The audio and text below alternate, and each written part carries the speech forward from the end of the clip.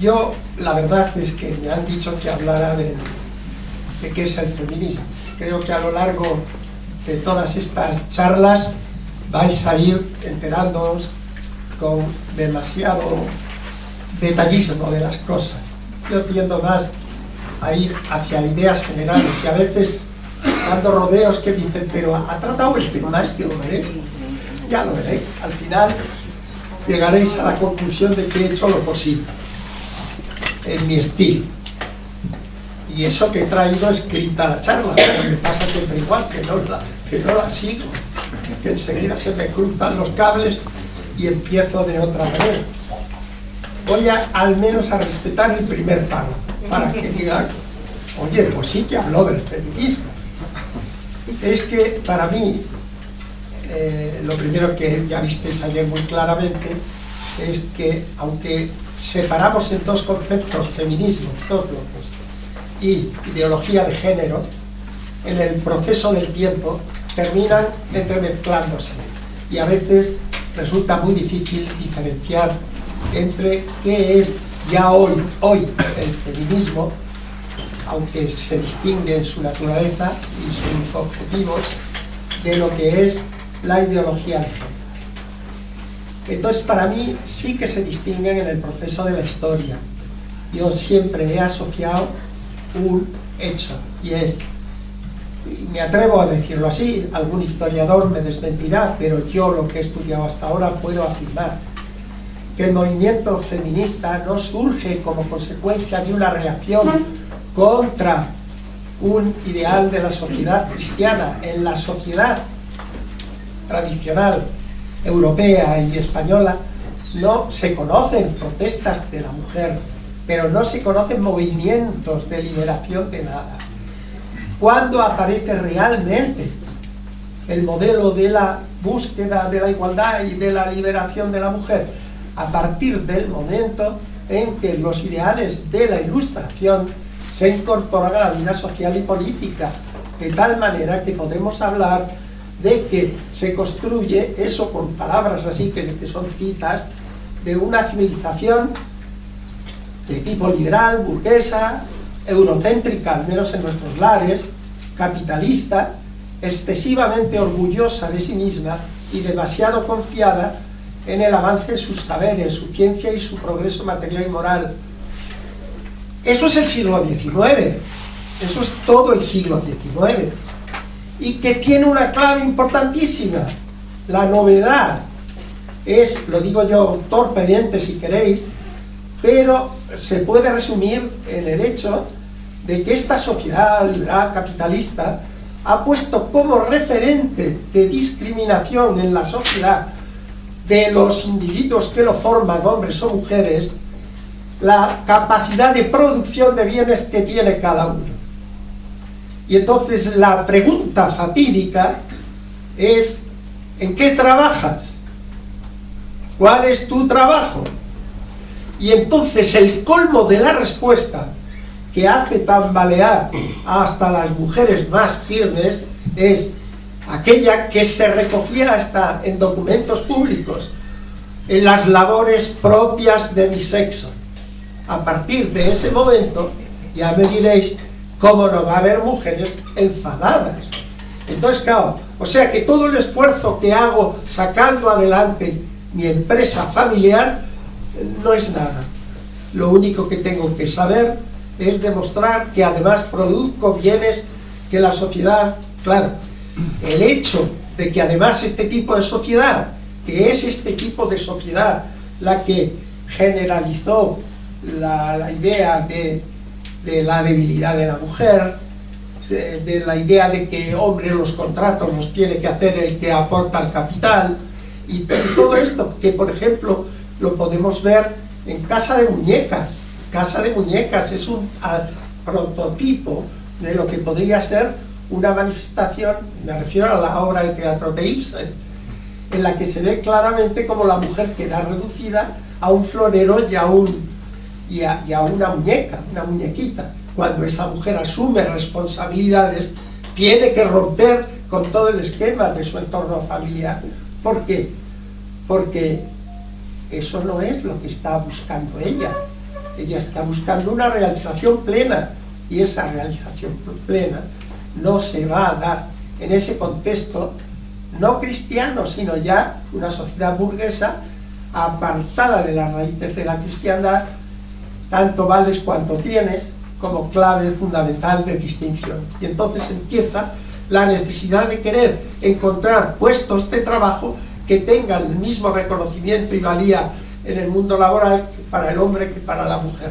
Será la espoleta. Pero todo eso significa el triunfo de una sociedad que ha dejado de ser comunidad, una sociedad que ya no tiene como fundamento no el individuo, sino la persona, y no tiene como referencia la unidad familiar como el modo de engranaje dentro de la sociedad.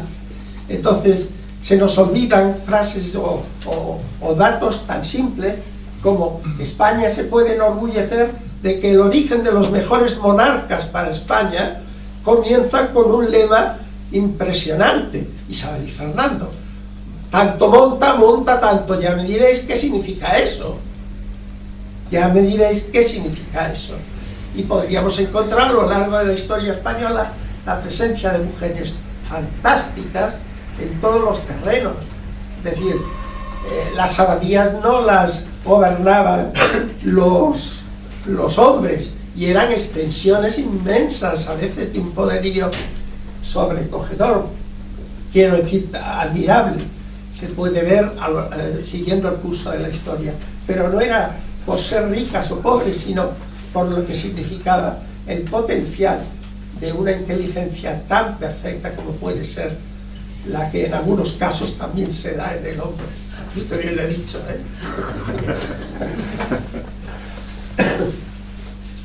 Y entonces esto da un movimiento de liberación en una sociedad que delimita y coarta el papel de la mujer. Mis palabras van a ir desde una mirada más bien literaria que sociológica, pero porque para mí la literatura es espejo donde se refleja la condición humana.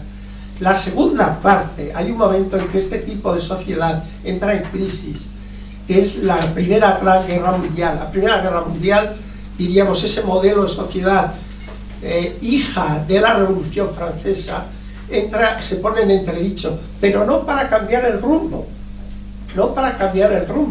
sino para radicalizar todavía más las claves que la habían definido.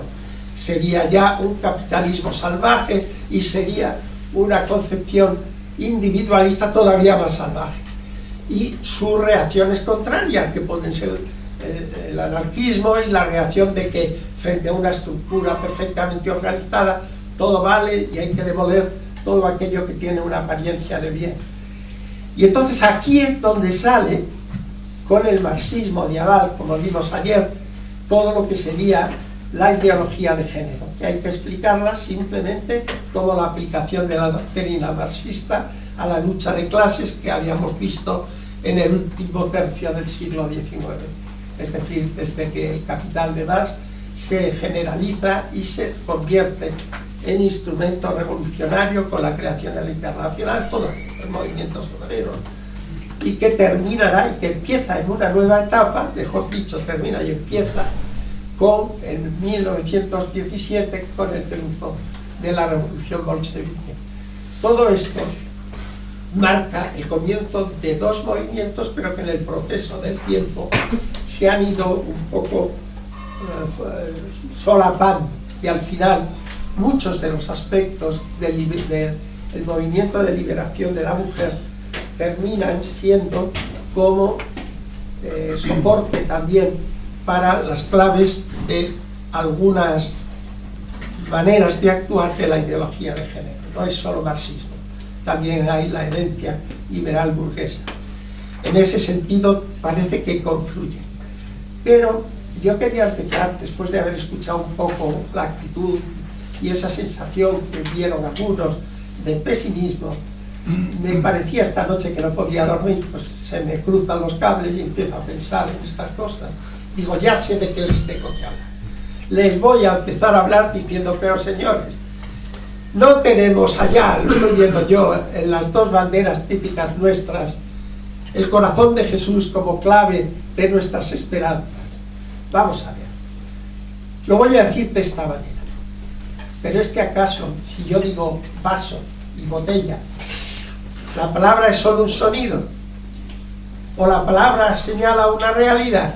Si esto digo que es servilleta de papel, todo el mundo sabe que estoy hablando de cosas, porque hay un sonido, alguien que piensa en ese sonido y lo pronuncia, y una realidad que es la que señala. Si pronuncio la palabra Dios, ¿es una palabra vacía? No tiene referente. La palabra Dios es simplemente un flatus vocis. Es un sonido que solo lo emplea la mayoría para blasfemar, aunque no sepa ni lo que dice. Para nosotros Dios es el fundamento de todo. Y por lo tanto, cuando yo pienso en la situación como estamos, que nos puede llevar a la alarma y al pesimismo, yo me acuerdo siempre de dos pasajes de la Biblia. Una piedra de un pastor que iba en nombre de Dios derribó a Goliat y no le dio en el estómago, no quiero señalar otras partes, le dio en la frente, en el lugar de su pensamiento, y lo derrumbó al gigante Goliat. Pero todavía es más actual la imagen de aquel gigante o aquel monstruo, bueno, que tenía la cabeza de oro, el pecho de bronce, los pies de hierro, la rodilla, las piernas de hierro y los pies de barro. La profecía de Daniel: una piedrecita se desprende y ese gigante impotente, tremendo, todopoderoso, se derrumba con un soplo. Es que nosotros, cuando ponemos ese corazón, no estamos diciendo que todo este vendaval se quedará en nada, porque no tiene la consistencia de lo que le ha dado a este mundo el poder y la unidad y la grandeza, que es Dios mismo. Para mí es un referente de enorme consuelo el decir la promesa de Bernardo de Hoyos. Yo no la veo por ningún lado, pero está ahí, que dice que en España, con especial devoción, reinará el Sagrado Corazón de Jesús, con especial intensidad. ¿Cómo es posible? Pues yo sé que ha de llegar, con lo cual estos movimientos no nos deben poner nunca a los carlistas como nerviosos. ¿Por qué? Porque en todo caso tendremos que preguntarnos cuál es el papel mío en este momento de vendaval y turbulencia, para no perderte tú y para ayudar a los que están en tu entorno y para marcar la dirección. A veces me imagino como carlista pensando en las órdenes, aquellas que se forman en la Edad Media, las órdenes de caballería. ¿Por qué? Y pienso concretamente en lo que puede ser la orden de Calatrava, por no citar al Temple, o la de Jerusalén, o pero ¿sabéis qué hondura tenía aquello? Para evitar que el pueblo, aquello era intención activa, para evitar que estuviera guerreando sin estar preparado para combatir. Los monjes eran monjes. San Raimundo de Fitero era monje en Fitero y deja la monjía, el monacato, y se viste de armadura y se va a Calatrava, y allá, gracias a su orden, va a parar la invasión de los almohades. Y en ese momento, gracias a los 50 días que un castillo, el de Calatrava, detiene al ejército, le da tiempo a Alfonso VIII a preparar la reacción de las navas de Tolosa. La misión del carlismo la veo como una orden templaria. Lo que no puede hacer o no hace, por lo que sea, la sociedad, o lo hace a su manera, que siempre aplaudiré todo tipo de acción que se resista a estas invasiones. Pero lo importante es nosotros.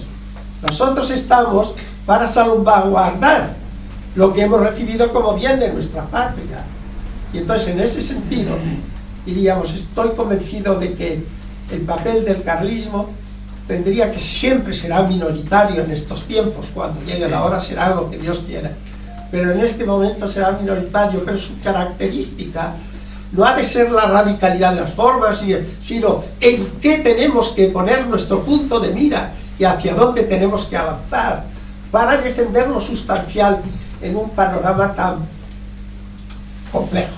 Es decir, si sale el feminismo o lo que salga, estaremos cerca y apoyaremos y animaremos, pero no hace falta que lo lideremos, porque ya habrá gente que lidere, pero nosotros apoyar, sí. Ahora, y lo nuestro, lo específico, pues yo cada vez pienso más que si he dicho que el Dios que he nombrado es solo, que no es palabra vacía, ese Dios no será como primer lema de nuestro cuatrilema, o trilema si queréis, me da igual, no será que está marcando desde principios del siglo XIX por dónde iba a ir lo sustancial de la lucha. Cada día soy más enamorado del cuatrilema del carlismo. No profundizamos en lo que significa. Dios no es una invocación beata. Oh Señor, hay que hacer las cosas, invoquemos a Dios. No. Estamos proclamando que sin Él nada es posible. Que en una sociedad que ha desechado y desestimado la presencia de Dios como referente del ordenamiento social y político y como referente de la salvaguarda de los que menos tienen y de los débiles, es lógico que haya alguien que diga, sin Dios nada podéis, como diré de nuevo luego. Y si hablo de patria es porque no me interesa para nada escuchar la voz fantasiosa de la nación española. ¿Qué es eso? Lo leeré también porque dedico una parte a la lectura del preámbulo de la Constitución. Vale la pena estudiar la Constitución para darnos cuenta. Y lo mismo os diría de la ley positiva frente al fuero, el fuero y la ley natural, es que es lo nuclear. ¿Y qué os diré? Del rey como concepto, no del rey constitucional, sino de un rey que sea capaz de gobernar y que si es la doctrina, siempre la potestas y la autoridad, pero no me quiero perder por ahí. Así como os digo, no perdáis la esperanza que el triunfo viene. La segunda cosa que os quiero decir es, vamos a coger una consigna, al menos es lo que yo os propongo, por favor. Ni siquiera de las más radicales de las mujeres feministas hablemos mal de la mujer. No hablemos nunca mal de la mujer. Recogió Miriam una cita que traía yo en el prólogo o en el resumen que hice, que es el consejo que le da don Pedro Crespo a su hijo cuando se va a enrolar en el ejército. Le dice cómo se tiene que comportar, cómo tiene que ser humilde, pero a la vez altivo. Le debe respetar muchas cosas, pero entre otras cosas le dice, no hables mal de las mujeres. Eso le dice el padre al hijo. La más humilde te digo que es digna de estimación, porque al fin de ella nacimos. Eso es lo que le dice. No habléis de ninguna mujer mal, porque al fin, por pequeñita y baja y en clase social y en dignidad, de ellas nacemos. Por lo tanto, está reconociendo el galardón más importante que el Creador ha hecho a la humanidad, habiendo establecido nada menos que la condición de la maternidad de una mujer. Maternidad que la tienen hasta las que no tienen hijos. Quiere decir que hay una cosa que se nota enseguida, el don de estar siempre abiertos a cuidar y a entregarse por la humanidad. Eso es un hecho claro. Pero como no sé hablar sin literatura, os lo quiero demostrar. Esta noche, la culpa la tiene esta noche que no dormía. Se me han cruzado los cables de que tenía que hablar de la sirenita, lo tengo todo escrito de otra manera, pero me da igual. ¿Os recordáis de Andersen? De la sirenita, el cuento de la sirenita que habréis leído 100 veces. Pues es de una oportunidad enorme para este foro. Porque en la sirenita hay un tema de ideología, no de género, es más grave todavía, de especie. Porque es una sirena que cuando alcanza la edad de 17 años cumplían la edad a pasar a ser adultos un año antes que nuestra Constitución, a los 17 años les dejaban subir desde el fondo para ver qué había al otro lado del mar. Y entonces asomaban la cabeza y se asombraban de la belleza de la creación. Nosotros las vivíamos maravillosamente en el fondo del mar. Tenemos flores, pero que no huelen. Tenemos maravillosos colores. Tenemos lo que queráis. Pero ¿qué habrá al otro lado? Y a los 17 años asoma la cabeza y se queda asombrada, viendo que hay una belleza impresionante al otro lado del mar. Pero tiene la fortuna de que a la vez ve que viene un barco, fondea y se oyen unas voces de juerga. Pues ¿qué pasará en ese barco?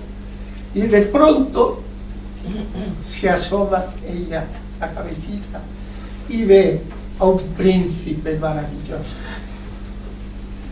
a un hombre. ¡Oh, qué maravilla! Un torbellino inesperado, ¡pumba!, hunde el barco. Y en ese momento la heroína,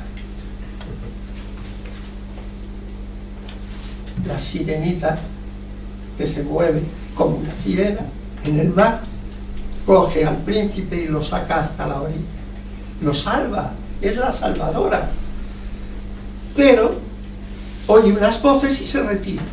Y vienen 3 chicas hermosísimas, y a la más guapa de ellas, el príncipe se despierta y le dice a una de ellas: gracias por ser mi salvador.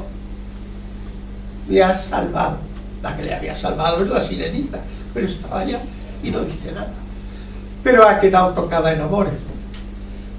Y entonces se baja al fondo del mar y le pide a la hechicera que le dé aquí viene la ideología de especie y de género, que le dice: oye, que quiero ser mujer, que si me puedes cambiar este final que tengo de pez en darme cuerpo entero de mujer. Y la hechicera le dice: claro, yo te lo puedo dar, no sé si tendrás que tomar lo que ahora dan para que te surjan no sé qué rasgos femeninos en la medicina, pero debía ser parecido. Pero le dijo esto, fijaros qué frase, la hechicera: te digo que te lo puedo dar, de que tengas cuerpo de mujer, pero nunca tendrás alma de mujer. ¿Cómo me impresiona eso? Segundo, me tendrás que dar lo que tienes de más valor. Las sirenas son famosas por su capacidad de encantar con la voz, de seducir con la voz. Le quita la voz y le dice: y además no podrás hablar ya nunca, te quedas muda. Pero está en la intensidad de su amor, que acepta, pero acepta con otra condición además. Dice: y además cada vez que andes mucho te dolerán los pies, que será justo.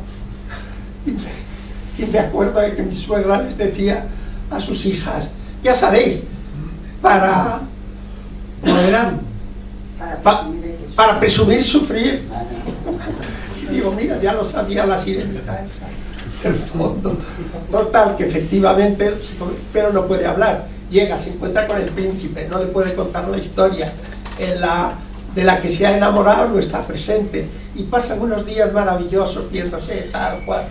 Pero está claro que le dijo, además, como profecía, y la aceptó, que ese príncipe no se casaría con él. Entonces es sorprendente, porque valora tanto la condición de ser mujer, que aunque no consiga la respuesta del amor, habrá aprendido a amar como ama una mujer. Es impresionante, porque ella no va a conseguir el alma, pero sí amar como... ¿Y cómo sé que es amar como a una mujer? Porque al ver que no lo va a conseguir, sus hermanas, las sirenas, salen y le dicen: este es el puñal sagrado. Si quieres recuperar tu condición y volver al origen de sirena de cómo somos nosotras, tienes que matar al príncipe con este cuchillo, con este puñal. Ella vacila, por una parte ve que no va a conseguir nada, por otra parte recuerda el amor que ha sentido por el príncipe. Llega hasta donde está durmiendo, lo ve echado con el capote, y cuando puede matarlo arroja la daga al mar, y en ese momento ella queda condenada a permanecer para siempre como un ser que tiene apariencia de mujer, pero que no ha podido llegar a tener la plenitud porque carece del alma femenina. Pero al ver su generosidad y su don de entrega, la convierte en hada, cuya característica es que cuando veáis en el cielo o encima de las ondas del mar unas olas son rosadas y en el cielo nubes rosas, es evocación de la sirenita, que no habiendo podido amar correspondan, sino porque es capaz de amar aún sin esperanza.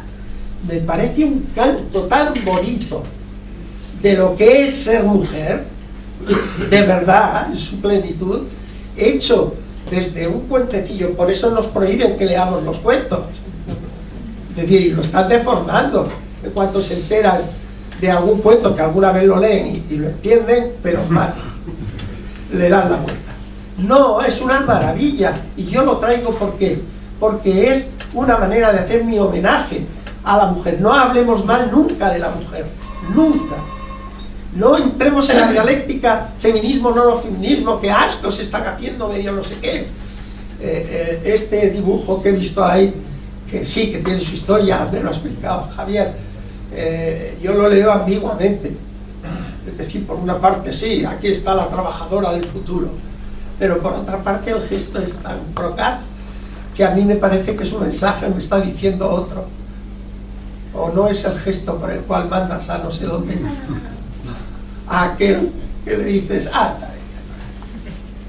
no es ese nuestra consigna es amar y hablar bien siempre de la mujer, aunque sean arpías. Me refiero a estas que contribuyen a organizar y hacer todo este tipo de cosas. No. Para mí hay un hecho tremendo, y es este que os he dicho al principio, de que la mirada cristiana de la sociedad cristiana era completamente diferente, porque suponía una mirada en la que hombre y mujer formaban parte de una comunidad. El símbolo de la ciudad medieval amurallada no es cualquier cosa, no es solo contra el moro o el peligro de asaltarte los bandoleros o los bandidos. Era el símbolo de la ciudad formando unidad. Hay una coplilla del siglo XV, un villancico les llamaban técnicamente, que es una maravilla para cantar cómo se ha hundido el concepto de comunidad. Una mujer se queja a voz en grito: en Ávila mis ojos, en Ávila mis ojos, dentro en Ávila del Río mataron mi amigo, dentro en Ávila. Pero ¿sabéis lo que está diciendo? Su marido, su novio, su amante, su lo que sea, mi amigo, algo más que lo puramente contractual, querido de verdad, dentro de la ciudad, o sea, en el espacio en que la institución está para velar por la vida de los que están dentro. Lo han matado. Si hubiera sido fuera de la muralla, si hubiera sido donde los enemigos o los bandidos te pueden matar, sería doloroso, pero no dentro. Lo que le duele a esta mujer es el dentro. ¿Y qué significa eso? El momento simbólico en que por el predominio del individualismo se va relajando el concepto de comunidad, y en la comunidad medieval no se contaba por número de ciudadanos, sino por número de familias, como sabéis, y más aún técnicamente por el número de fuegos. ¿Por qué? Porque era la representación de la célula básica de la sociedad. Entonces no era el problema tú en que trabajes y tú en que no, era una manera de colaborar el conjunto familiar para salir adelante.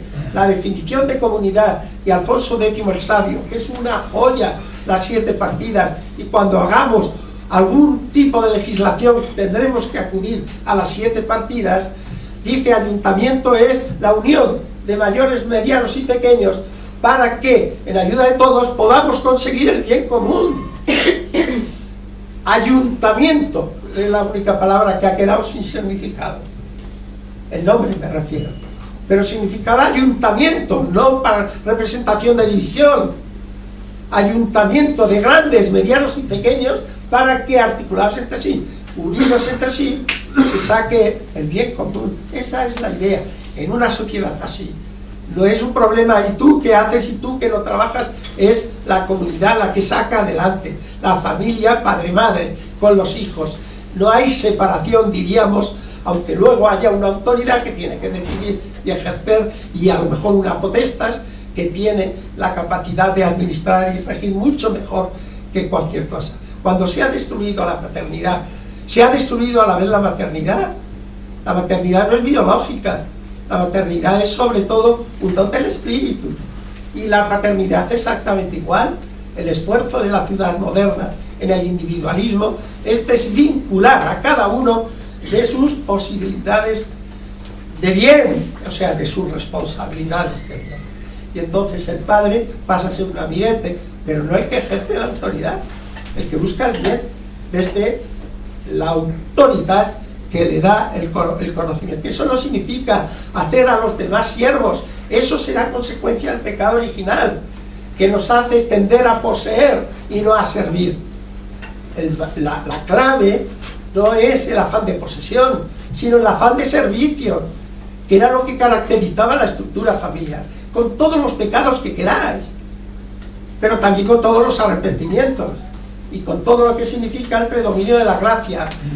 Si tú vas a cualquier ciudad medieval, a cualquier rincón donde haya una iglesita y en su entorno una población, veréis que es sorprendente, porque en aquellos años, siglo XI, XII y XIII, la maravilla es que la gente, como centro de salud, para poderse establecer, no, ya os podéis imaginar que no era el centro médico.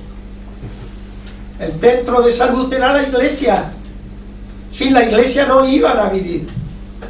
Y entonces había que, para hacer una repoblación de zonas por Castilla y por Navarra y por donde fuera, un punto de apoyo espiritual. Y a partir de ahí, la gente iba y se asentaba, además de estar en la vía del Camino de Santiago, directa o indirectamente en nuestra tierra, o la necesidad de crear sectores que no pudieran ser retomados por la morisma. Todo eso lo explica la historia y muy bien, pero a nosotros, leyéndola desde una filosofía de la historia, nos puede enseñar muchísimas cosas.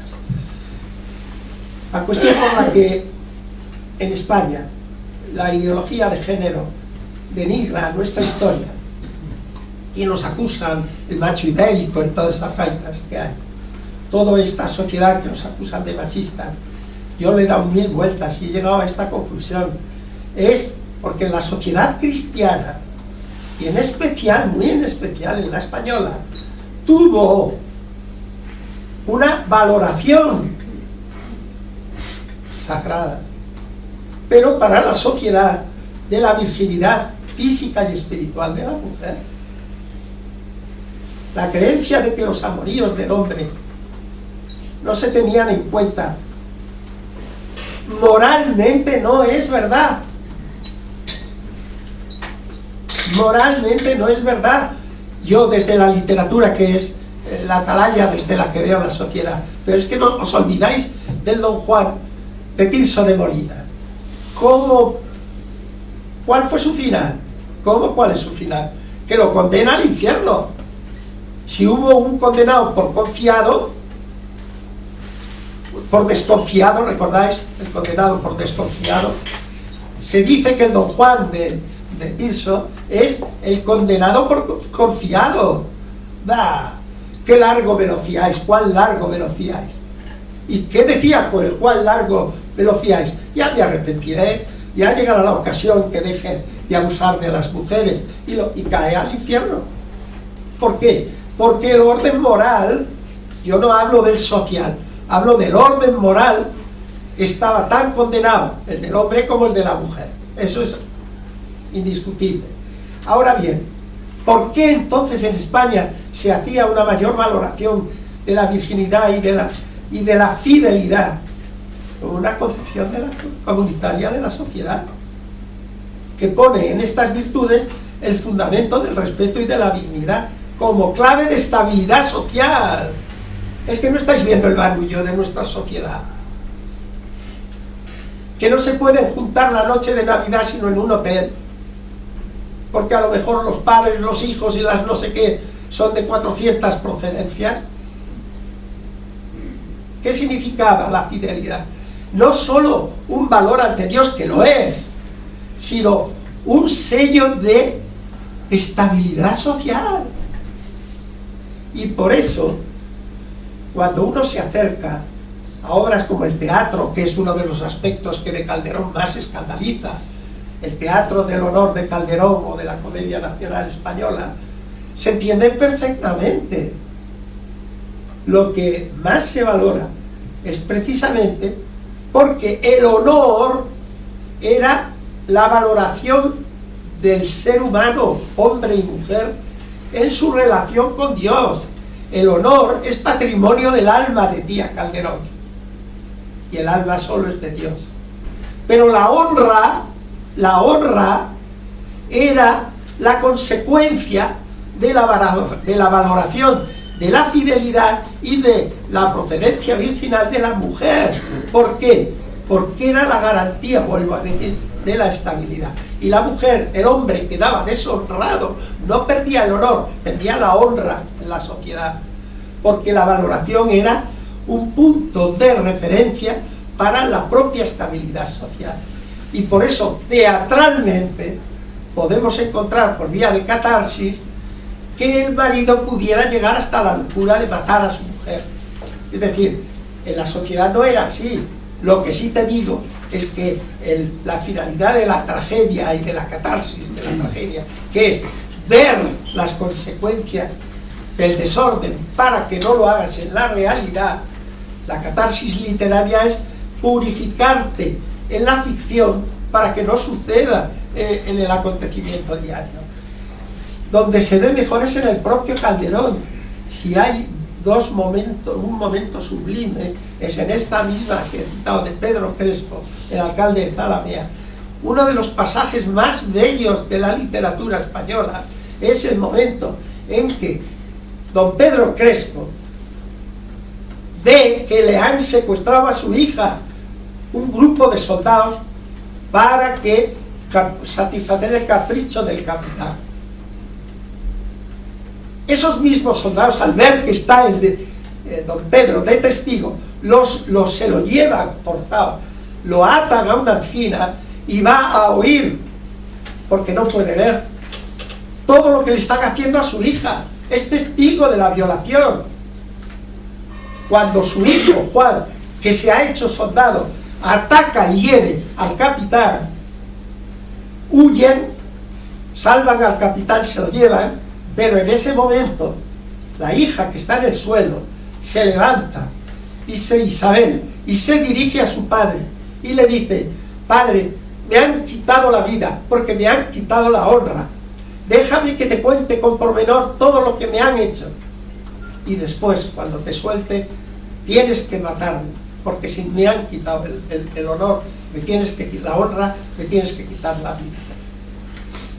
Termina de contar, es impresionante el acto tercero, es impresionante. En ese momento, don Pedro Crespo, padre, recién soltada sus manos, se dirige hacia su hija, que le duele lo que le han hecho, pero no por una cuestión social. Le coge y la levanta, dice: deja de estar de rodillas, ponte de pie. Que no podríamos aprender los humanos nunca lo que es la alegría si no pasas por estos dolores tan terribles. El dolor incorporado a un estímulo de saber luego apreciar lo que es el gozo y la alegría. Y en ese momento le dice: ven a mi casa. La tradición literaria decía que la mujer deshonrada lo primero que se hacía era echarla de casa. Ven a mi casa. Y en ese momento la sube a su casa y le dice: ven a mi casa, porque es la tuya. Todo esto hay que leerlo simbólicamente. Entonces, ¿en qué quedamos? Era la palabra, la virginidad de la mujer, algo mágico y que por lo tanto, que no, que era tremendamente humana la comprensión de todos los acontecimientos. Pero también se sabía cómo corresponder. Don Pedro Crespo, en aquella concepción tremendamente cristiana de que San Pablo, el que se acuesta con una prostituta, une su cuerpo a la prostituta y forma una unidad en la carne. Eso es lo que dice San Pablo. Con lo cual, la inclinación primera de un acto así era ver si se podía resolver por vía de matrimonio. No lo entendemos ahora. Pero tú piensas que para una persona normal, un capitán del ejército no era solo por sociedad, sino por presuponer que era un caballero, aunque hubiera tenido una infidelidad a su propia conciencia. Le dice que se case. Don Pedro le pide al violador que se case con su mujer. El otro le dice que quede, que para eso está él. Y entonces le acaban de nombrar alcalde, y el alcalde era el juez. Y es cuando viene la segunda parte, que es asombrosa. No se andaban con chiquitas como con la Constitución, y si debe ser reformable, no, ¿cómo es? La condena revocable. No. Los hechos son estos, señor juez, las cosas están así de claras, pero yo me merezco un tratamiento especial porque soy militar. Se le dará el respeto que su condición y cargo militar se merece. Con respeto le llevad a la cárcel en efecto del consejo, y con respeto un par de grillos le echad, y con respeto subidlo a la horca, y se acabó. Donde estaba, cualquiera dice el público por ahí que Calderón a los violadores los mandaba a ahorcar. No te creas que no te traerían ganas en algún momento si te lo hicieran con una hija, ¿no? Digo yo.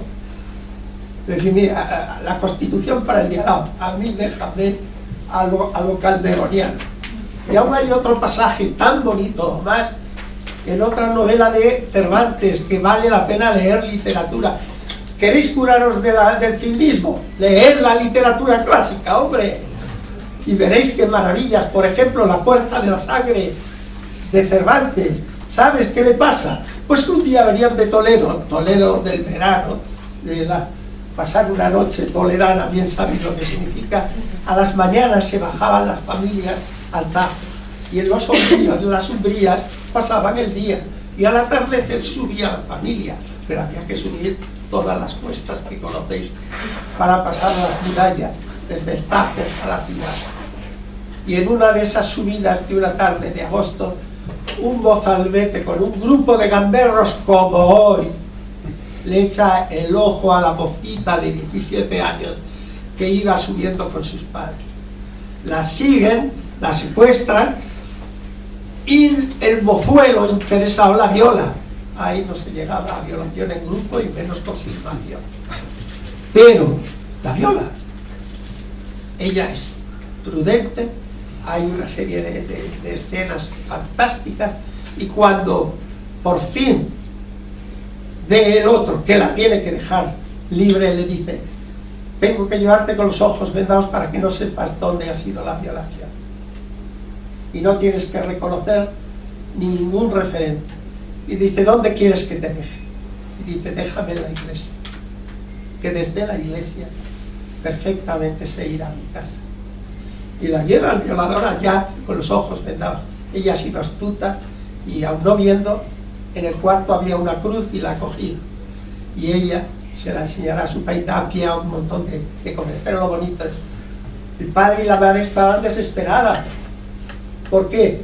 Pues ¿qué había pasado con nuestra hija? Estaban temiendo lo peor. Vuelve la hija, y el diálogo del padre con la hija es sobrecogedor, porque el padre le dice a la hija, la otra igual, por favor, papá, mira, me han quitado el honor, me han quitado la honra, es un desastre.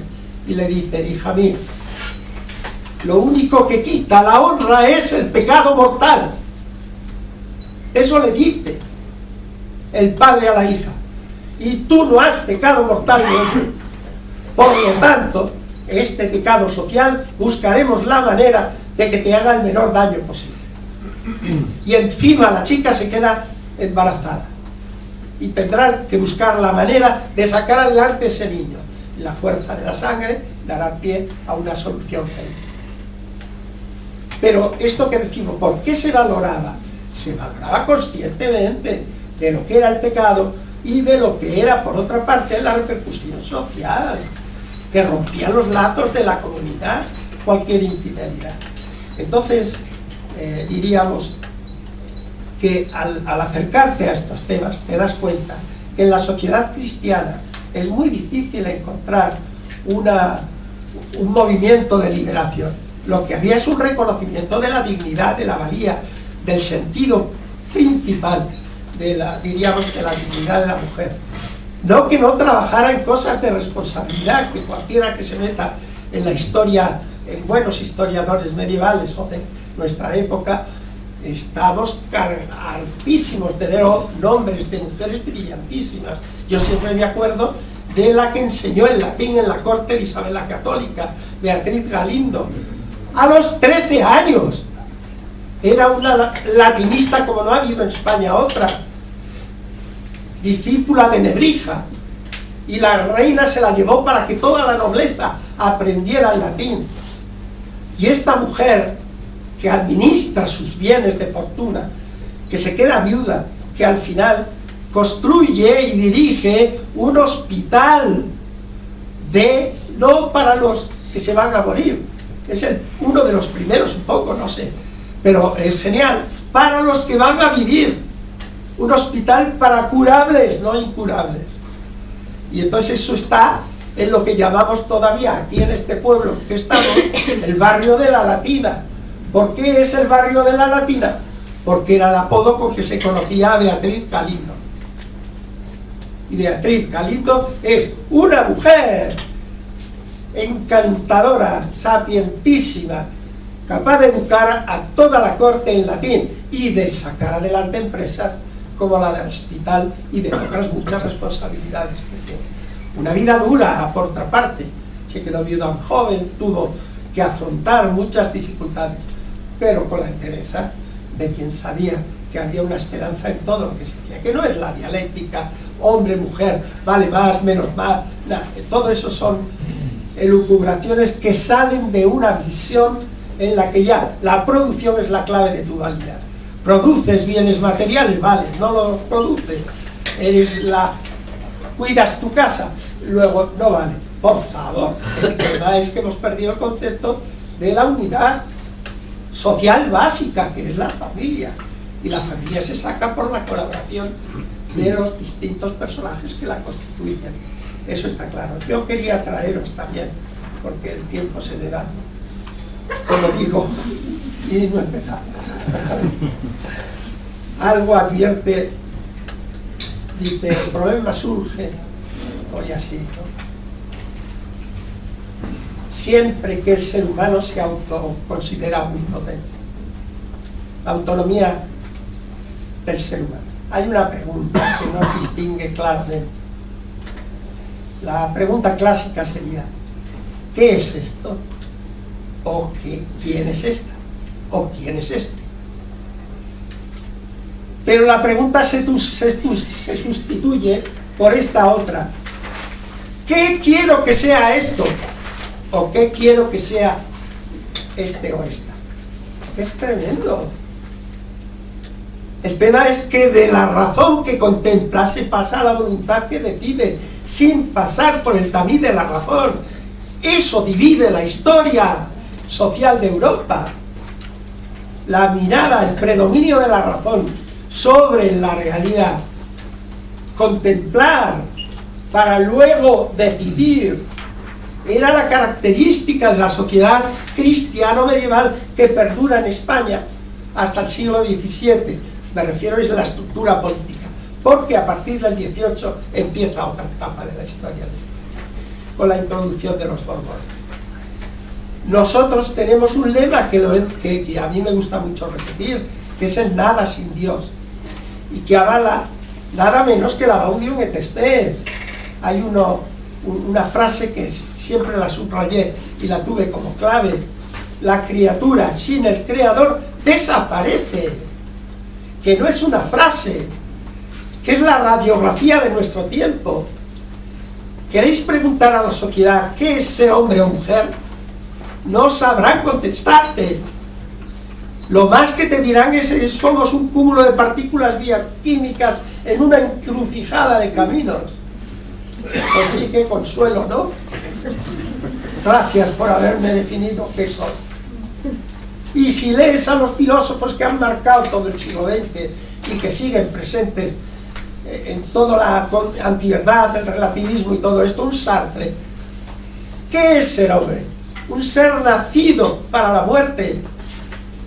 Eres una pasión inútil de que será tu padre, coño.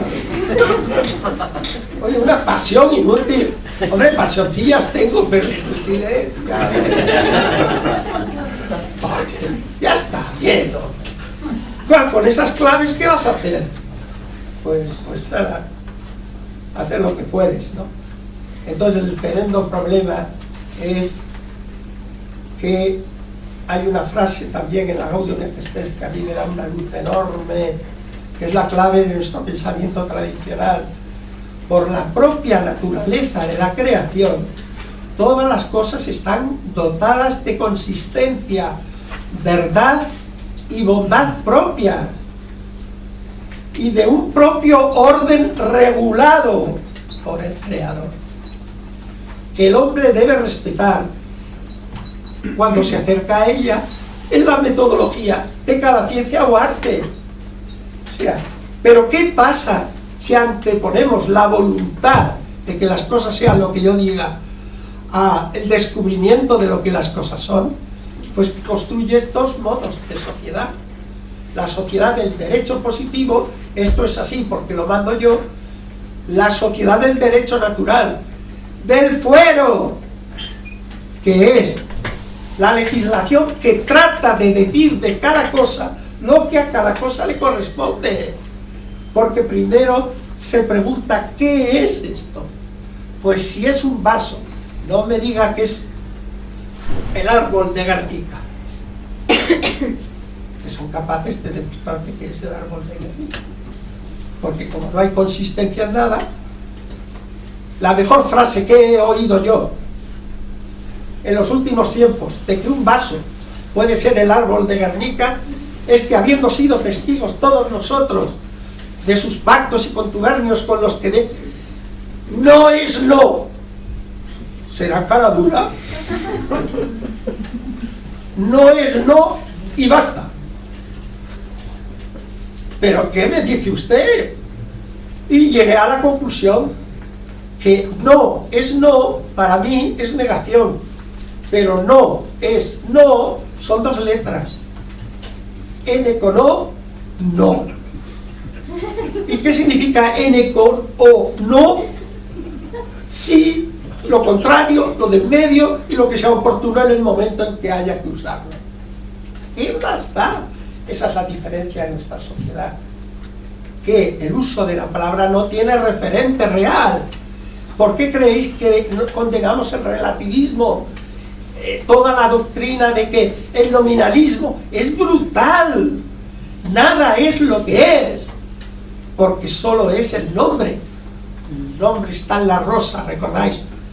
El nombre de la rosa. El nombre está en la rosa. Pues cámbiale el nombre. Le dirá en el diálogo famosísimo de Romeo y Julieta, quítate el nombre. Le dice Romeo, y nos podremos amar eternamente. Si solo es cuestión de un nombre, pero claro, al nombre está asociado toda la historia de la propia personal, de la historia personal y de la real. La cuestión no es ciencia frente a fe, sino ciencia al servicio de la naturaleza de las cosas. O por el contrario, autonomía de la ciencia para hacer de la creación lo que determine la voluntad dominante.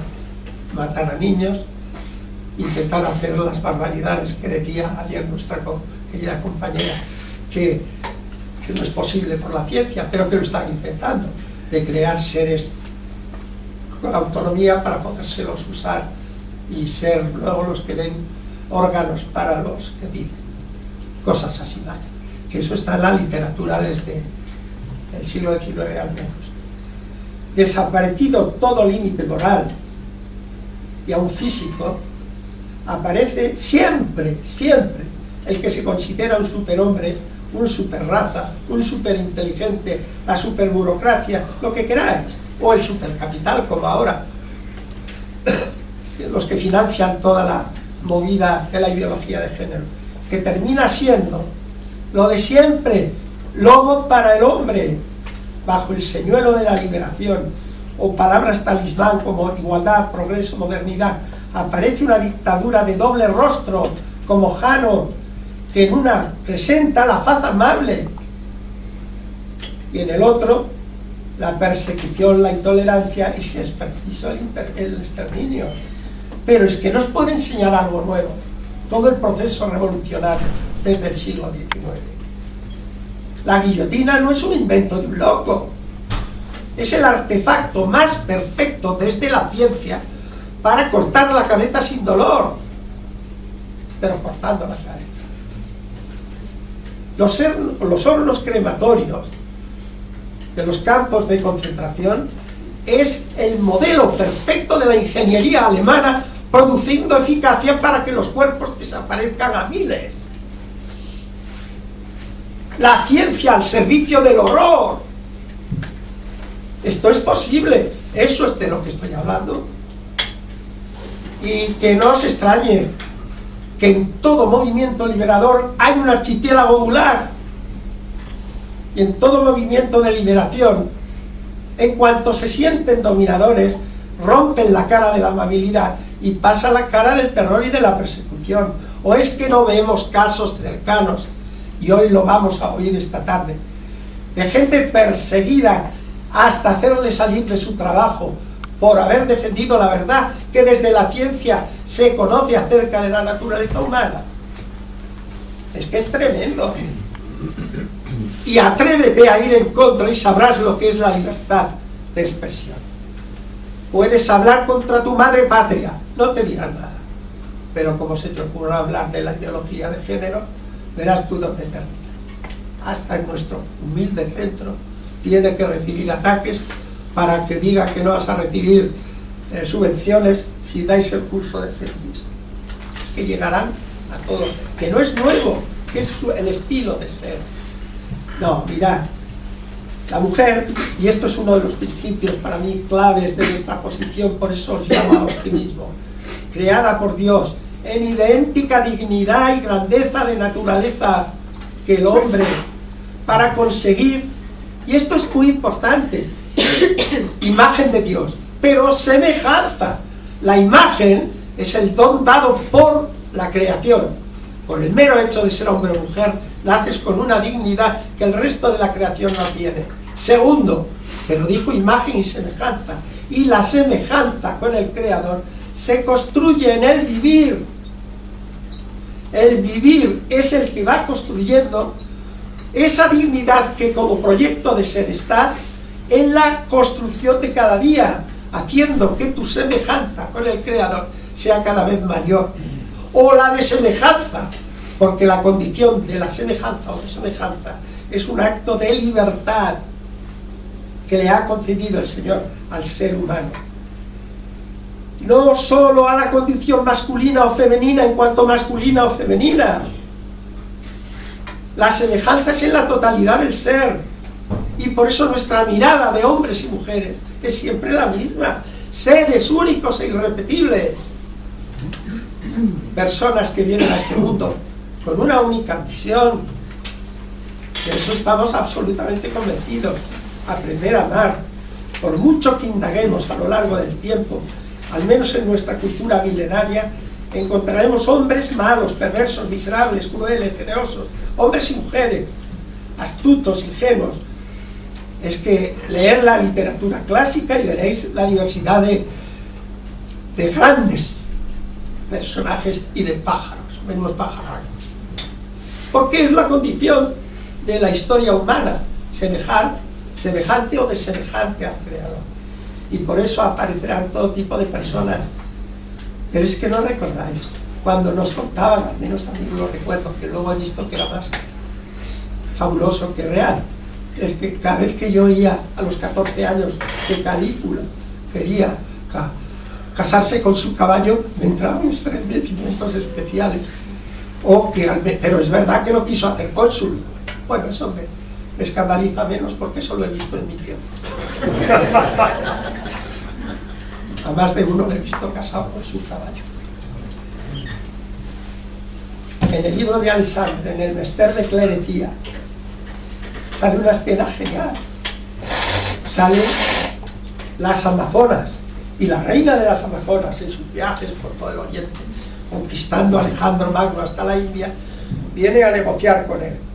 Lo ve tan hermoso, lo ve tan eficaz en la guerra, que le dice: quiero pactar contigo.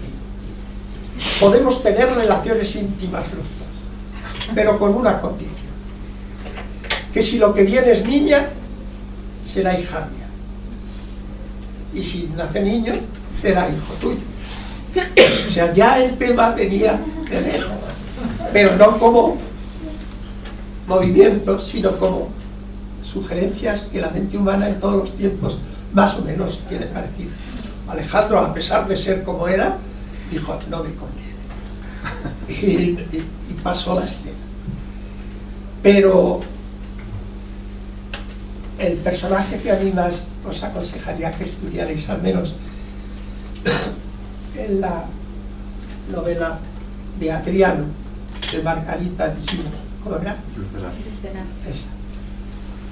Es Adriano el emperador. Me impresiona muchísimo. Adriano decide que el único Dios que hay es él, que el único que tiene la referencia del bien y el mal es él.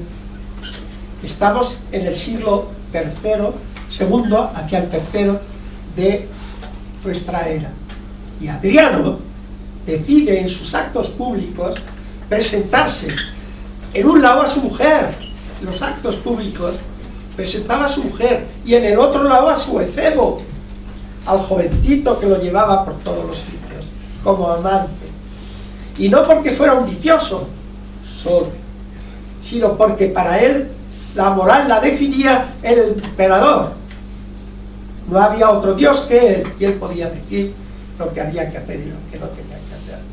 Y si vais a Jerusalén en una peregrinación para los lugares donde Cristo murió, veréis que quedan todavía los restos de la Jerusalén nueva, de la ciudad romana.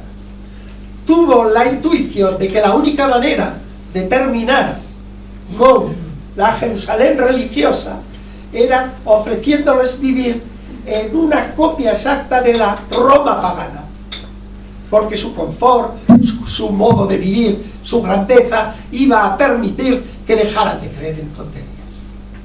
Eso fue Adriano, y es un poco el modelo de la civilización que pone y ha montado en España y en Europa después de la Ilustración, que es siempre como referente ni más ni menos que la ideología de género sustentada en la Ilustración, en todo lo que es el enciclopedismo, y en una concepción que ponía como modelo siempre a Roma.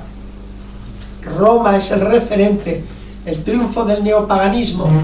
Eso se puede demostrar sin esfuerzo, de cómo hemos vuelto a una concepción de la ley, de la organización de la sociedad, siempre montada sobre el modelo de el Estado manda. Yo no me puedo privar, supongo que se me va yendo el tiempo, pero bueno, os aguantáis. Es que, joder, si no os hablo de los Quijote. Bueno. He renunciado a hablaros de la Celestina, que podíamos estar años viendo los percales que da la naturaleza humana. No, si ahí se ve Mira, ¿sabéis qué suelo decir? El que quiera saber lo que es la condición femenina, solo tiene que ir a leer la Celestina y a Santa Teresa. Y la pregunta clave es, aunque uno es un personaje de ficción y el otro es una realidad, ¿usted cree alguna vez que alguna vez pudo tener la tentación celestina? No, en el tiempo son un siglo de diferencia. De que Celestina pudiera haber sido otra Santa Teresa. Y ahora te lo hago al revés. ¿Creéis que Santa Teresa pudo haber terminado siendo una Celestina o algo parecido? Si me decís que no, es que no habéis leído la vida de Teresa. Porque los 20 primeros años de monja, en el convento de la Encarnación, se dedica a visitas amables de la nobleza que necesita oír palabras bonitas para sacarles el doblón. Hasta que ve a Cristo llegado, el pequeñito ese que está en el Museo de la Encarnación, y dice, ¿pero qué estoy haciendo? Y empieza la Santa Teresa de las fundaciones, del camino de perfección y de la transformación de una alternativa de vida a la paganía que se nos venía ya desde el Renacimiento. Es el lema hacia adentro, hacia adentro, hacia adentro, frente a vivir a la altura de los sentidos. La modernidad es vivir a la altura de los sentidos. Arte de vivir, arte de refinar sensaciones. No es cuestión de que Sancho a través del Quijote va adquiriendo maneras menos sanchistas. Que no se hace Quijote nunca. Quiere a su amo. Pero lo que hace es refinar el gusto y esperar, mejor que dormir en el suelo, será mejor el lecho florido, y mejor que un vino de cooperativa, mejor de marca buena. Y esto se le ve a Sancho que lo aprende sobre la marcha. Claro, el arte de refinar sensaciones. No, pero Santa Teresa es la alternativa, y por eso en la muerte de Don Quijote dirá, ya no soy Don Quijote, ya, no renuncia a haber sido, pero dice, ya no soy. ¿Y qué es lo que nos aconseja? Ojalá hubiera dedicado mi vida, en vez de a leer novelas de caballería, a libros que hicieran bien a mi alma. Bendito sea Dios. Y exclama, grande es la maravillosa de nuestro Dios, que ahora me ha hecho ver las miserias de mi vida. El libro de Santa Teresa, de la vida de Santa Teresa, el título era, no el de la vida, eso vino después. Su título en el manuscrito es Las misericordias de Dios, el libro de las misericordias de Dios. Y Don Quijote exclama, en esto veo las misericordias de Dios. Y dice el gran consejo, ojalá hubiera dedicado a leer libros que hicieran bien a mi alma. La alternativa es hacia adentro en la espiritualidad, no para quedarte aislado del mundo, sino para dar al mundo la eficacia que le corresponde.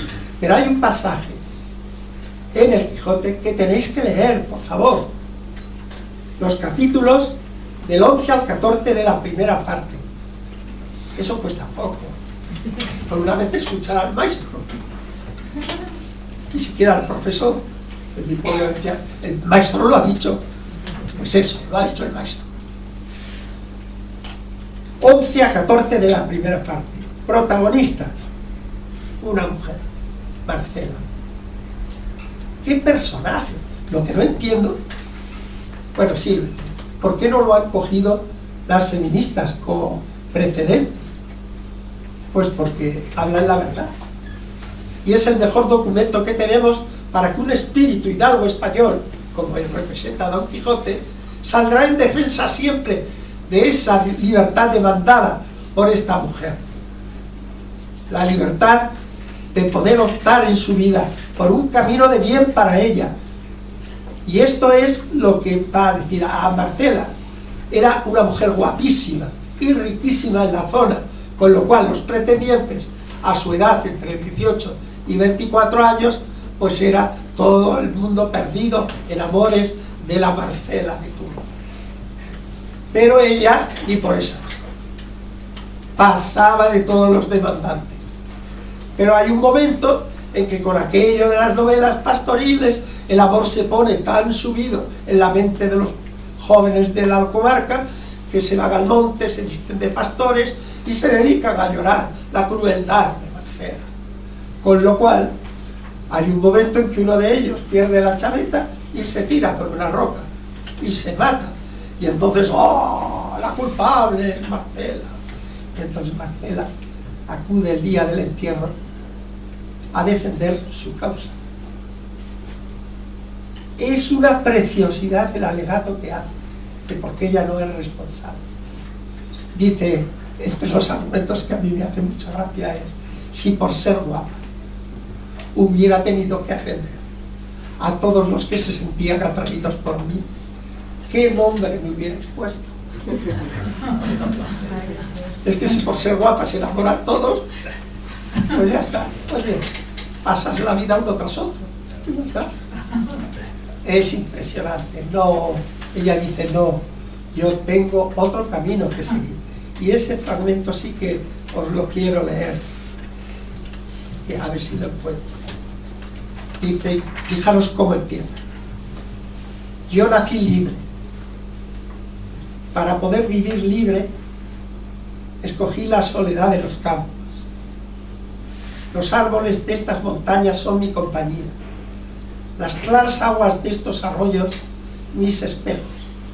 Con los árboles y con las aguas comunico mi pensamiento y hermosura. Fuego soy apartado, es una metáfora que se empleaba. Fuego para el que lo mira. Fuego soy apartado y espada puesta lejos. A los que he enamorado con la vista, he desengañado con las palabras.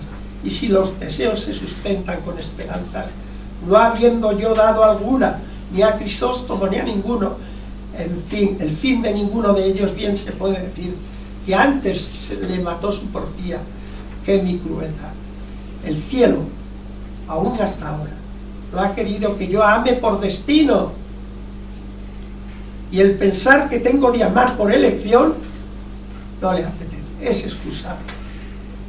Este general desengaño sirva a cada uno de los que me solicitan de su particular provecho, y entiéndase de aquí en adelante que si alguno por mí muriere, no muere de celoso ni desdichado, porque quien a nadie quiere, a ninguno debe dar celos. Que los desengaños no se han de tomar en cuenta de desdenes. El que me llama fiera y basilisco, déjeme como cosa perjudicial y mala. El que me llama ingrata no me sirva, el que desconocida no me conozca, quien cruel no me siga. Que esta fiera, este basilisco, esta ingrata, esta cruel y esta desconocida, ni los buscará, servirá, conocerá ni seguirá a ninguna parte. ¿Por qué ha de culpar mi honesto proceder y recato cuando todo ha sido arrojado por el deseo? Si yo conservo mi limpieza con la compañía de los árboles, ¿por qué ha de querer que la pierda el que quiere que la tenga con los hombres? Yo, como sabéis, tengo riquezas propias y no codicio las ajenas. Tengo libre condición y no gusto de sujetarme ni quiero aborrecer a nadie. No engaño a este ni solicito a aquel, ni burlo con uno ni me entrego con el otro. La conversación honesta de las zagalas de estas aldeas y el cuidado de mis cabras me entretienen. Tienen mis deseos por término estas montañas, y si de aquí salen es a contemplar la hermosura del cielo, pasos con que camina el alma a su morada primera. Madre mía, alguien pensará, ¿no os dais cuenta que la voz de libertad es la de realizar su propio proyecto personal? Sorprendente, porque no es el ecologismo moderno lo que le lleva, sino el hecho de que se nos ha olvidado de la maravillosa belleza que tiene la creación, y ella quiere dedicar su vida a contemplar esa hermosura.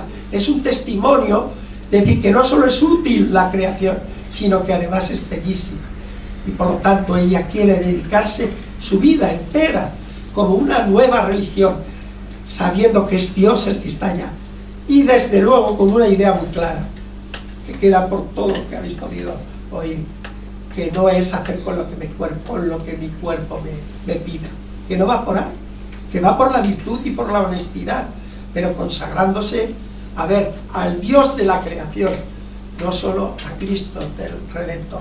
Nosotros diríamos, no están reñidos, se suman, pero todos ellos lo entendían, y entonces es gracioso, porque Don Quijote interviene y dirá, si alguien intenta perseguir a Marcela, tendrá que batirse conmigo. El caballero español sale en defensa de la libertad de esta mujer, y es un símbolo de lo que debe ser la actitud nuestra. La opción por la libertad verdadera jamás debe ser torcida por ninguna voluntad de nadie. Y en este sentido el discurso de Marcela es un prodigio. Siglo XVI y XVII, 1605, impensable que se pudiera salir en defensa, no de que se fuera monja, que eso estaba hecho, sino, ni de ir a vidas retiradas o eremíticas, sino a dedicar su vida a estar en medio de la naturaleza, pero alabando al Señor, viviendo rústicamente y humildemente. Sorprendente.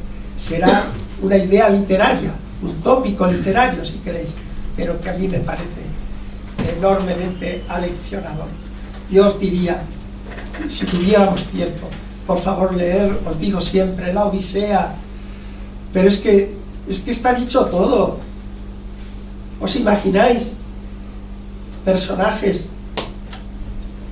como Nausica, una joven de 20 años, hija del rey de los Feacios, hermosísima, y se encuentra a Ulises junto al mar, que después de 10 años ha conseguido escaparse de los dominios de Calipso, y en ese momento la otra lo ve desnudo y el otro se refugia debajo de un matorral y se oye decirle: seamos prudentes, tratadlo a las criadas, tratadlo con todo el respeto que se merece un náufrago. Y de pronto dice: no entiendo que haya una sola doncella o mujer que prefiera tener relaciones con su amante sin haber pasado por el lazo matrimonial. Siglo VIII antes de Cristo. Antígona, pudorosa, discreta, prudente, con el referente del orden de la naturaleza. Os hablaré de Penélope, asediada por los pretendientes, y siendo fiel durante 20 años, porque ella quería, y tenía la esperanza de que Ulises volvería. Pero si es héroe Penélope, os pido que leáis el capítulo del reencuentro de Ulises y Penélope. Penélope no se fía ni de su marido, que no le venga a engañar. Han pasado 20 años, se ha transformado este hombre. Y no se fía cuando el hijo Telémaco le dice que es Ulises, mi padre. Y cuando los demás le van diciendo los criados que sí, que es, ella no se fía. Y le hace una trampa maravillosa a su marido.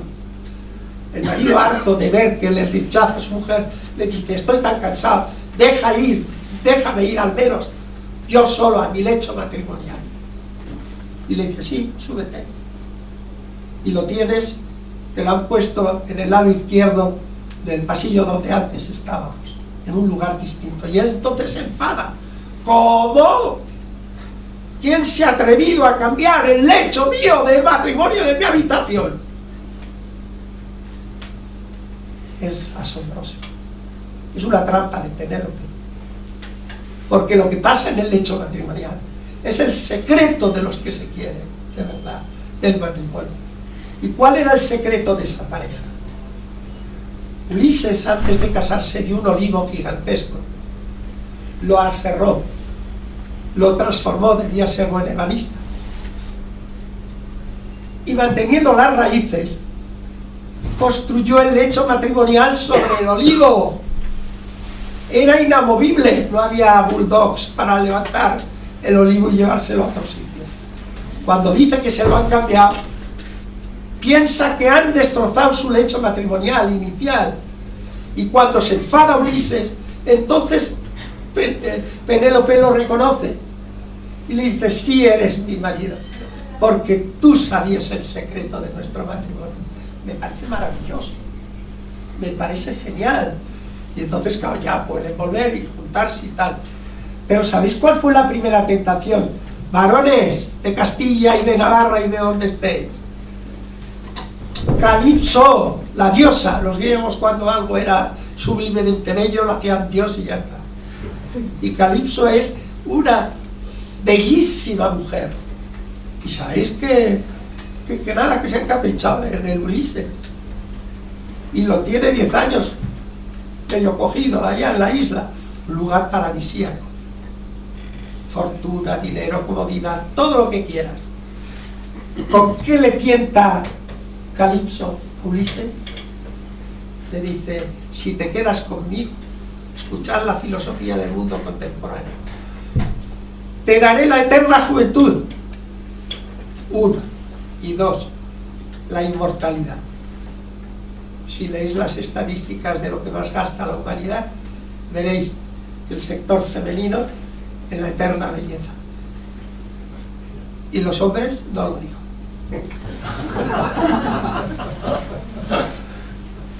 ¿Me entendéis, verdad? Es decir, ¿y Ulises qué le dice a Calipso?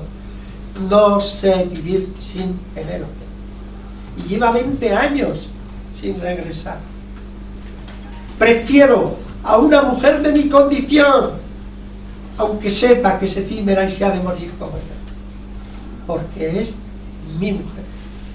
Eso está en la Odisea. Y ese es el canto más maravilloso al matrimonio. Y vendrá Calipso, y vendrá Circe, y vendrán las 1000 tentaciones. Y él lo que quiere es regresar para estar con su mujer. Y tarda 20 años. La alegoría es impresionante. Os hablaría de toda la literatura clásica porque hay. ¿Queréis leer lo que es una voz dramática de verdad? Leer las troyanas. La tragedia de las mujeres a partir de la derrota de Troya. Los hombres han muerto, pero las mujeres han sido cogidas cautivas y van a tener que ser criadas y amantes de los asesinos de sus maridos. Nunca he oído yo unos gritos tan tremendos, tan verdaderos. Pero bueno, si se han librado de la carga del marido y van a tener novedades experimentales. Es que no entienden lo que es amar. La sirenita, cuando va a matar, prefiere morir ella. Ese es el don del amor verdadero, de la esperanza, el que da todo, y puede ser que haya recompensa o no. Y esa es la potencialidad en el amor humano, en este caso diseñado en la potencialidad del amor, soñado por alguien que no es de la especie, porque admira la capacidad de amor de la mujer. ¡Ah, qué bonito! Yo en eso creo, en la liberación de la mujer, en esta otra liberación, que es la grandiosa, la de poder alcanzar la vocación específica y el desarrollo de su propio amor. Ay, Señor, permitidme que os lea siquiera un párrafo de mi amado poema de Mío Cid. Que nosotros somos machistas. ¡Ah, hombre! Si el primer caballero que tenemos es el Cid.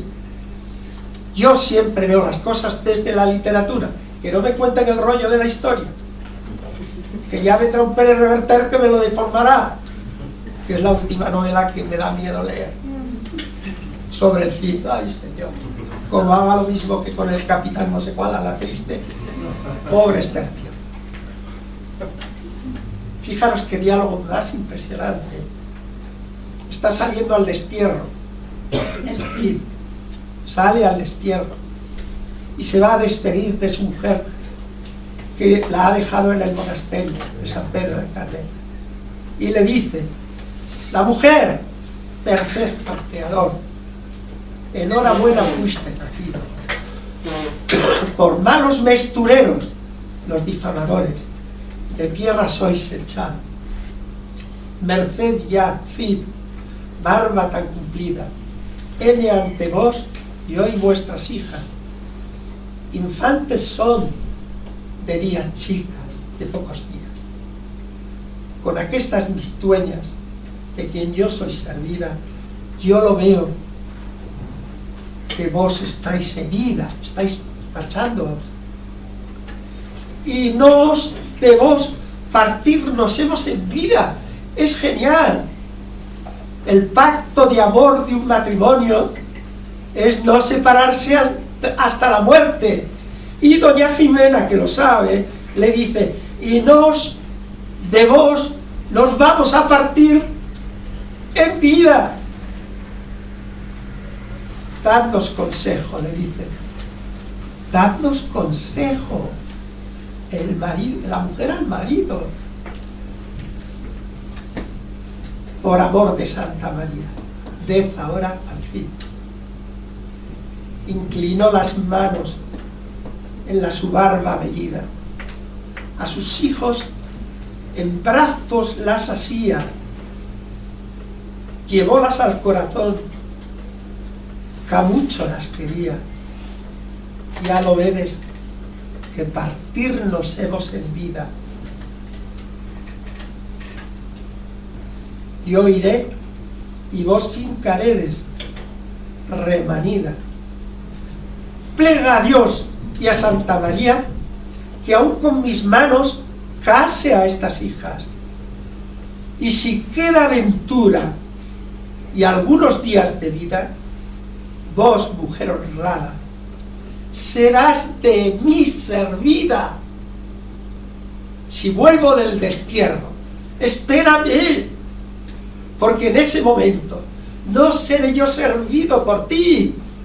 Yo dedicaré mi vida a servirte a ti. Este es el machismo español, del primer caballero que tenemos conocimiento y constancia. Como el tiempo se me echa, tenía un capítulo que lo vais a leer en otras revistas, que es una tesis fundamental. Todos los movimientos que hemos hecho, todo lo que hay, desde la defensa que hicisteis heroica contra la enseñanza de la asignatura de la ciudadanía, todo lo que hemos hecho contra el aborto, el divorcio, todo ha sido estrellarnos contra un muro. ¿Por qué? Pues porque estamos luchando contra un sistema jurídico que ordena nuestra nación. Lo estamos luchando contra una muralla, contra un muro impresionante. Y este muro impresionante se llama la Constitución del 78. No tenemos humanamente nada que hacer. ¿Por qué? Porque todo está controlado, atado y bien atado por todo lo que es el sistema legislativo español.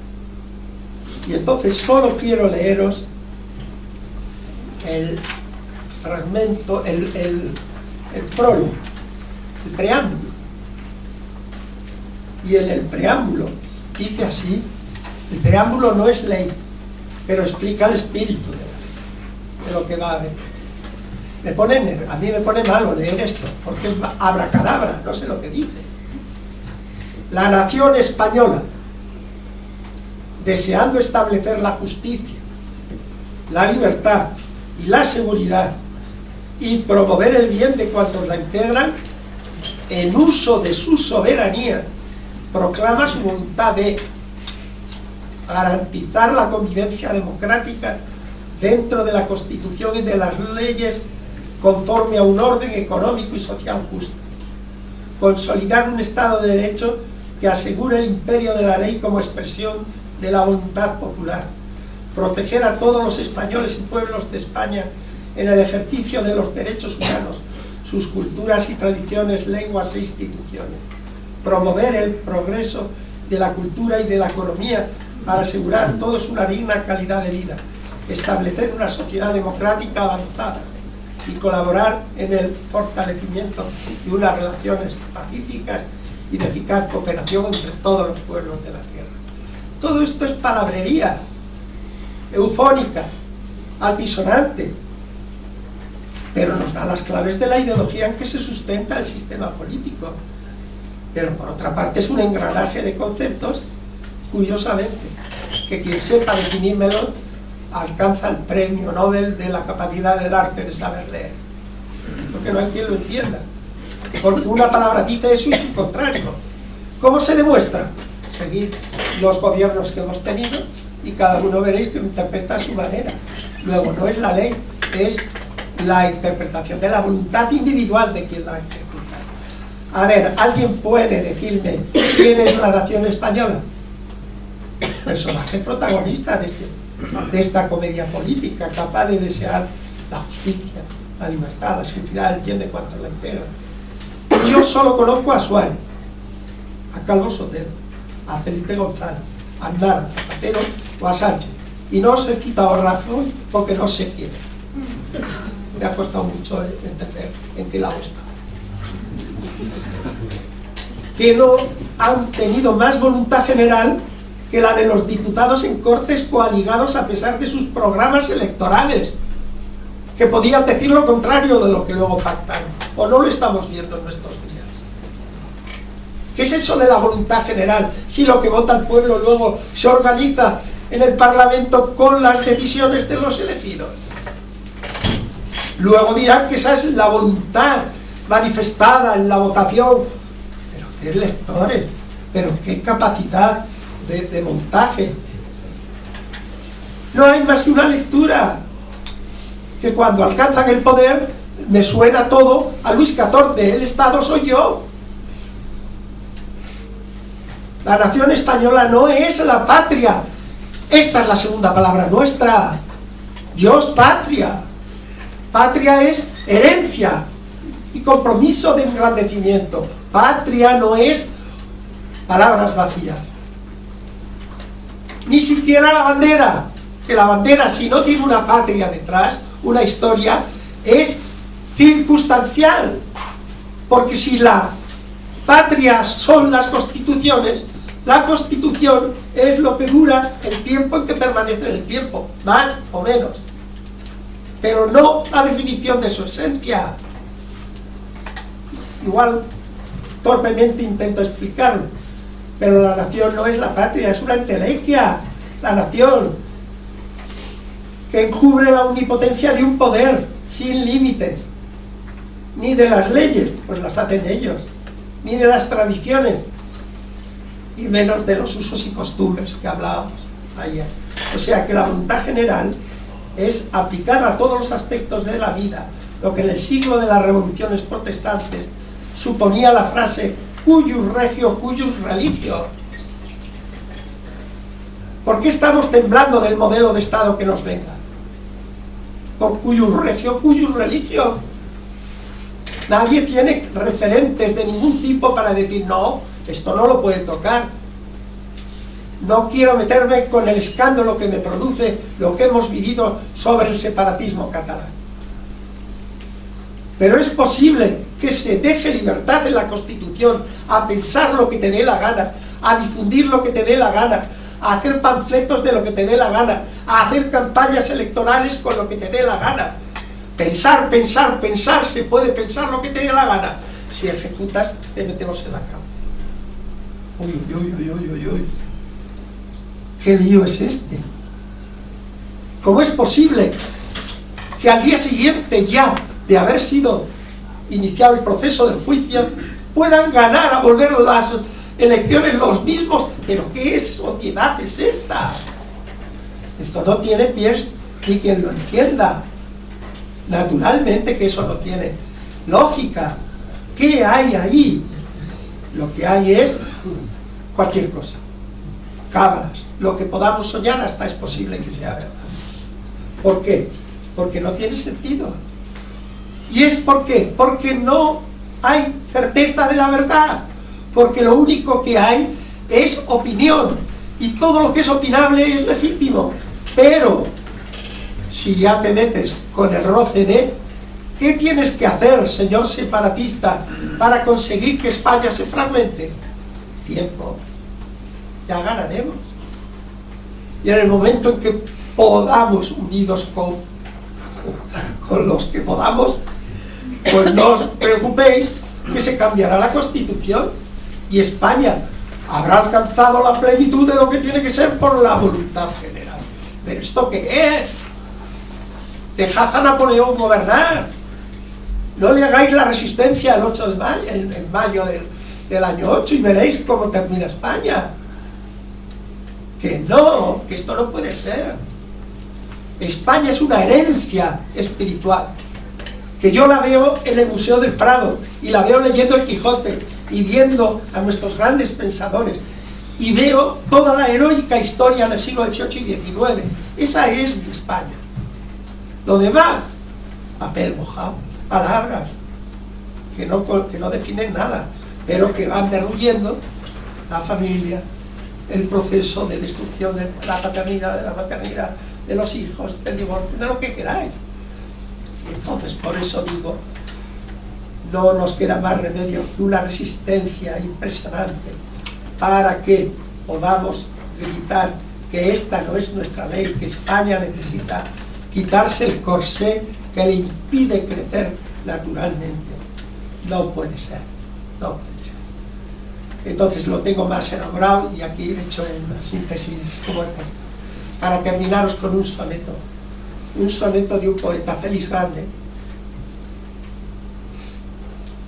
de los poetas de los años 60-80, extremeño, un gran poeta, pero un gran poeta de tintes, si no vinculado directamente al marxismo, muy próximo. Y tiene una poesía que denuncia, que lo puedes utilizar porque lo que denuncia es muchos de los aspectos que a nosotros también nos duelen. Pero tiene un poema a su mujer, que